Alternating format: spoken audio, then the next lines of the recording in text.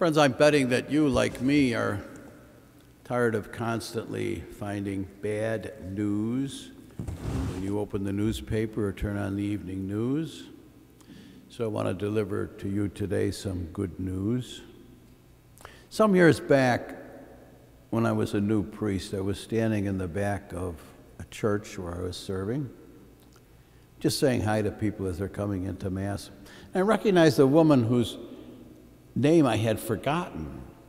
I had presided at her son's wedding maybe 6 months earlier. So I said to her, "How are the newlyweds doing?" Her smile disappeared and was replaced with a frown. "Not very well," she said. "They argue and fight a lot. My husband and I think that perhaps they were just too young and too immature to get married." And I noticed just the beginning of a tear forming in her eye.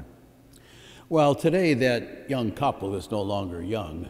They are proud parents, grandparents, who recently celebrated their 50th wedding anniversary. What made the difference? What turned that potentially tragic story into a story with a happy ending? 2 words, folks, 2 words: Catholic Charities. The young couple asked for and got a number of sessions with a professional marriage counselor, and within a few months they were back on track. Good news. In the calendar year 2020, Catholic Charities served 149,000 people in the 8 counties of the Diocese of Buffalo. And probably each one of those 149,000 could tell their own story of being in a difficult situation and finding hope and help through Catholic Charities. They could tell that story, but they're probably not gonna.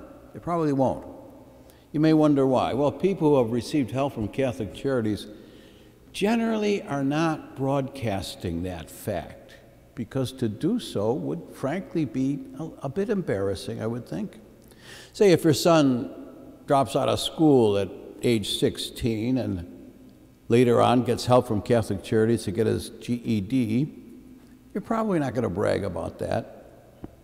If your unmarried cousin gets pregnant and receives counseling that leads her to have a healthy baby and knowing how to care for that child, you may not be eager to spread that news. If your grandson developed an addiction to a noxious substance and then got help to remain unhooked, would you be eager to tell your friends about that? Friends, there is much good news to be told about you and your fellow Catholics have been accomplishing through your support of Catholic Charities. 149,000 people assisted in just 1 calendar year. And each of those people could relay a message of being in a tight, difficult situation and then finding hope and help through Catholic Charities. In our diocese, most people don't know this, in our diocese, Catholic Charities has been assisting people for close to 100 years. It's a name you can trust.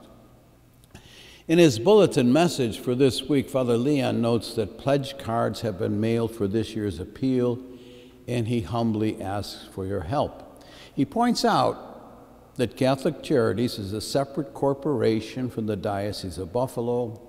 Catholic Charities is not involved in the legal issues confronting the diocese, and that means that 100% of your contribution will be used to assist people in need. I would have one further thought. This occurred to me. You know, if you're like me, you learn in grammar school this adage, this maxim: it is more blessed to give than to receive. And I admit that as a kid, I had a hard time grasping that. That didn't seem to make any sense to me. When I was a child, I would much rather have received presents at Christmas, say, than give gifts to other people. Then I began to realize that, yes, you have been more blessed when you have the means to be able to give something to the needy, rather than when you have to depend on others for what you need. It is indeed you are more blessed if you're in a giving position than if you're in a receiving position.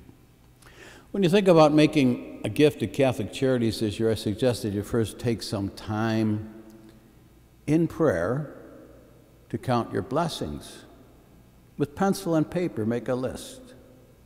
Ask God to help you make your decision. Remember that God will not be outdone in generosity. Thank you, and may God bless you. Amen.